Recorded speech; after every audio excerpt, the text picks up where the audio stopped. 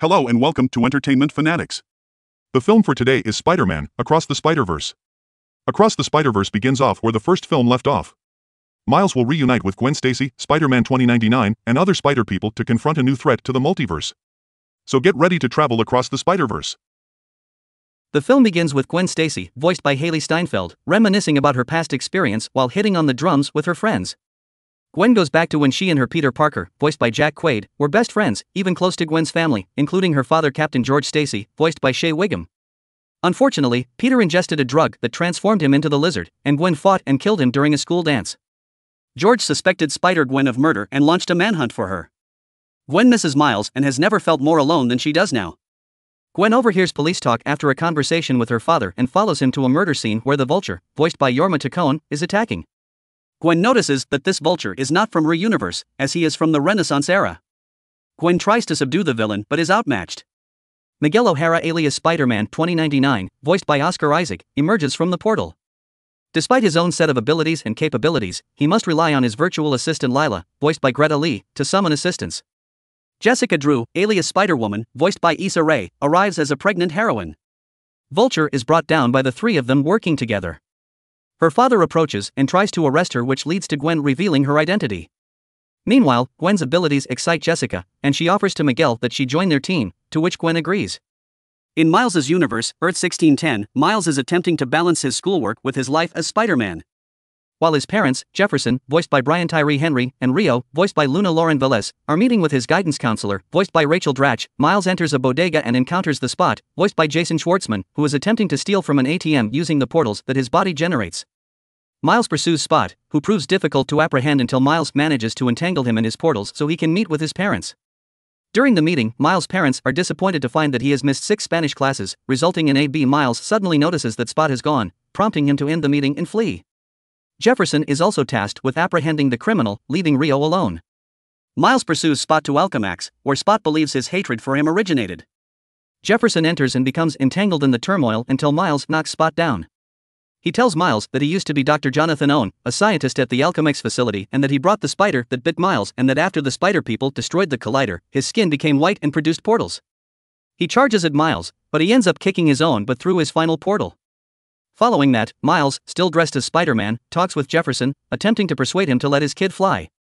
Spot finds himself in a portal-filled hole between worlds. He tries to go through them and ends up in many realities, including one where he encounters Mrs. Chun, voiced by Peggy Lou, from the Venom movies. Spot returns to his realm and realizes that in order to bring Miles down, he needs to absorb more energy from colliders in Alchemax facilities across other dimensions. A celebration is organized for Jefferson's upcoming promotion to captain of the police force, but Miles arrives late since he is picking up a cake. He has to halt crime on his way, which causes him to be late and miss Jefferson's toast. When he eventually arrives, Jefferson and Rio scold Miles, resulting in a heated dispute in which Miles wants to tell his parents about his secret identity, but he knows he can't since he can't do it there. Miles returns to his room when Gwen arrives in a gateway to pay him a visit. He is overjoyed to see her, and she invites him to go out with her despite the fact that his parents have grounded him. Miles wears his Spider-Man costume and joins Gwen in swinging about the city.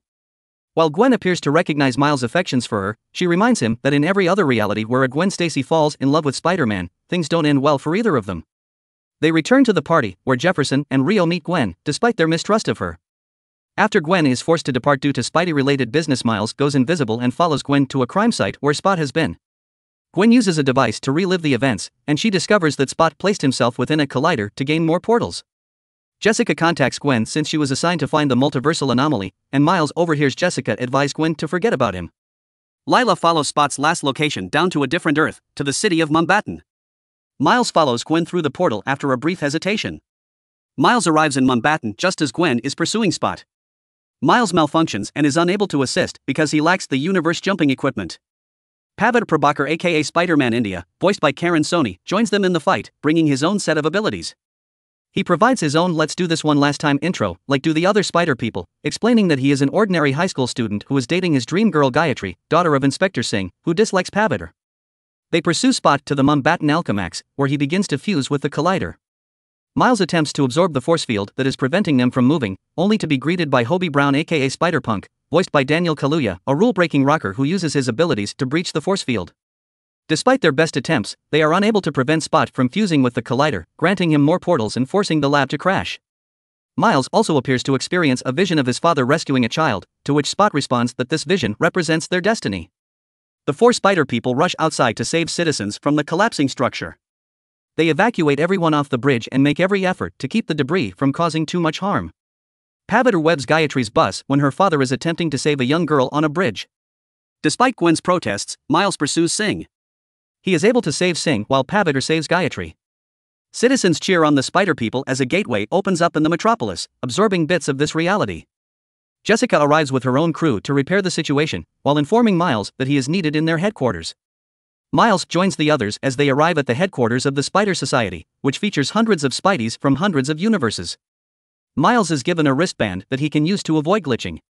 Miles is shown other things, such as the villains arrested around the multiverse, which includes a version of Prowler, voiced in a live-action cameo by Donald Glover. Miles is also reunited with Peter B. Parker, who introduces him and Gwen to his daughter May, called Mayday, whom he had with Mary. Miles is brought to meet Miguel, the Spider Society's leader. He is furious at Miles for preventing a canon event from occurring.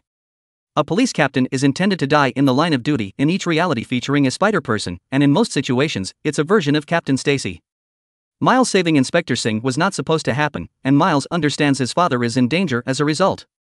Miguel explains that meddling with canon events might have disastrous results. Miguel had jumped to a reality where one of his versions died, so he believed his life and family were destroyed.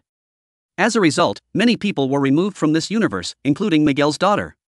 When Miles protests that they can't just let his father die, the other spider people appear to have anticipated this outcome. Before Miguel traps him, he is confronted by the other spider people. Miles then uses his powers to burst through the trap and escape, forcing Miguel to dispatch every spider person he could find to track him down. Miles sprints and swings through the complex, fending off any spider person or animal who comes his way. They make it to a train, where Miguel attempts to pursue Miles, resulting in a battle in which Miguel informs Miles that he was never supposed to be Spider-Man because the spider that bit him wasn't even from his planet. He also blames Miles for Peter's death and the universe where the spider originated not having a Spider-Man. Miles is even more upset because Gwen and Peter B. Parker appear to have known about this, which he believes is why they never came to see him. Miles then confesses that he had planned all along to attract the spider people away from the tower before using his electric powers to get Miguel off of him and jumping from the train. Miles returns to HQ and begins to activate a contraption that would return him to his universe. When Miguel and the other spider people arrive, Margot lets Miles go home. Miguel then punishes Gwen for assisting Miles by disabling her gadget and returning her to her dimension. He then assembles Jessica and Ben to pursue Miles. Gwen returns to her old flat, where George, her father, is still living alone. Gwen expresses her rage at him for blaming her for Peter's death, and George reveals that he resigned from the Force. They reconcile, and George gives her a device that Hobie had left for her. She hugs her father before entering Miles' realm. Miles returns to his apartment and is discovered by Rio.